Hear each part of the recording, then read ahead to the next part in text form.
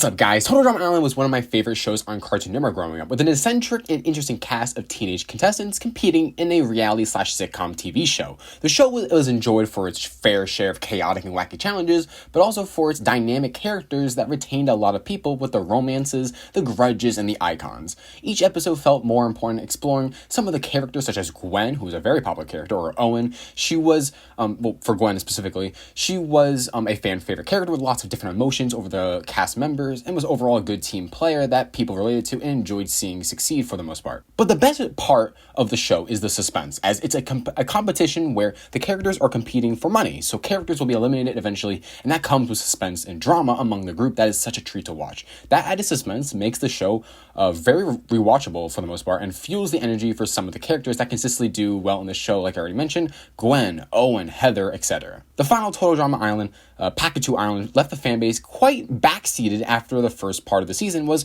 between some of the top dogs in the show throughout all the seasons, and the second part with a rather weak and simple cast. And if I'm going to be honest, I didn't even finish the season, nor do I even know who won other than me looking at the Wikipedia article. All this changes now as a reboot for the show began premiering in the US in early June 2024. Now, I know the season is already completed in Italy, which is definitely strange as the series popularized over here, but regardless, with the rebirth of a classic series today, I take a look at the first 2 episodes and give my first impressions of the show. Hope you all enjoy. Let's begin with the positives, because I don't think initially this reboot is a bad idea, very similar to the Clone High reboot. I mean, the show, even not in its prime, has been around for years with the other spin-off series, so a new generation of kids could be watching this. Plus, I'm craving another reality TV show like Total Drama. I think the animation style is fine. It's not as shoddy as the first few seasons, but still feels like a Total Drama season, and at points it feels even cleaner. And finally, I do think it's hard to make a good series like this nowadays, with a minute of interesting tropes that we'll be discussing later on. But I applaud the team for some of the unique choices they do make in the show thus far. But let's get into some of my issues. First and foremost, I hate the new Chris McClane voice acting. Like, he's not as snarky or soothing to listen to as Christian Potentes was. The voice acting before was perfect and recognizable, but for some of these allegations, I could see why he was removed. It's beating on a dead horse at this point, granted, but it just feels like someone dressed up as Chris rather than just him, which is hard to just ignore. Especially with AI becoming more and more powerful, I could totally see his voice acting becoming a little more smooth.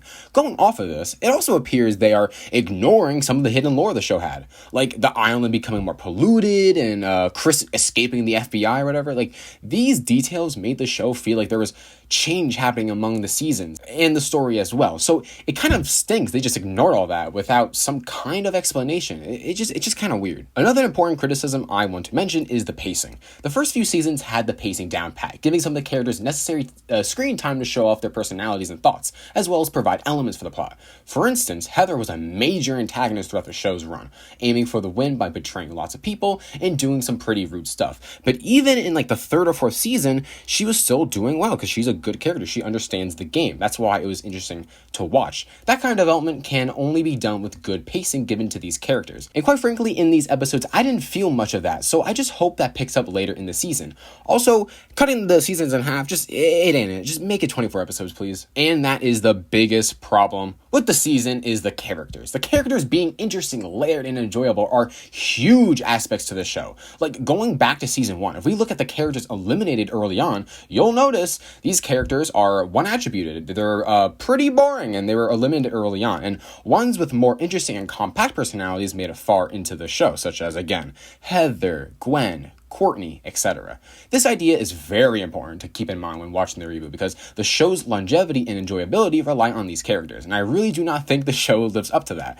Right now, to express what I mean, specifically, let me show you what characters I find interesting. Yes, that's it. I think the main problem with the show currently is most of the characters are one-dimensional. They have one thing that is associated with them, which is just unscalable and doesn't align with the show's main premise of drama, teamwork, etc. Like, literally, there's one character that only steals from people. I don't understand how that's interesting at all. And I think most of them are only a few tweaks away, actually, from becoming an interesting characters. But this video was taking too long to make, so let me just explain some of the characters I like, aka just the 3. First, we got Bowie. His attribute is he's gay. I mean, Pretty original, am I right? But he's willing to make alliances and betray others, similar to Heather, which is why he's probably one of, if not the most interesting character here. I'm not gonna lie. I mean, I'm praying for his downfall, not because he's gay, but just because he's the villain. But, I'm just saying. Then you have Damien. It's pretty interesting. He's the total drama noob, which is technically everyone, but he's an ultra noob. Like, bro doesn't know the rules of the game and how chaotic it's gonna get. He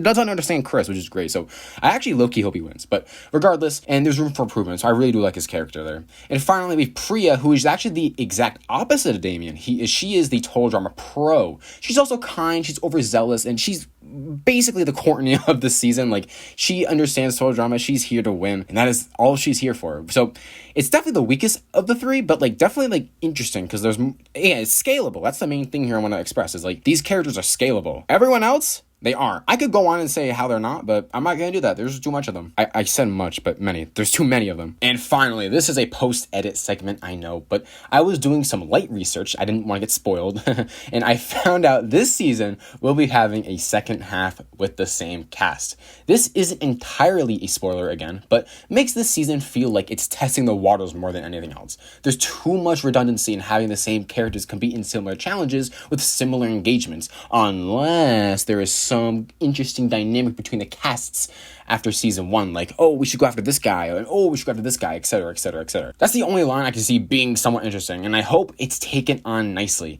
12 episodes is not enough for this kind of show. You need 24, so I just don't understand why it was 12. Nevertheless, though, we'll have to see. But do you know what you don't have to wait and see? A new video talking about anime, or maybe a video talking about another Max Reboot Clone High. I don't know. Check them out if you want, but until next time, activate D-Shifter in the draw phase, and I'll see y'all later.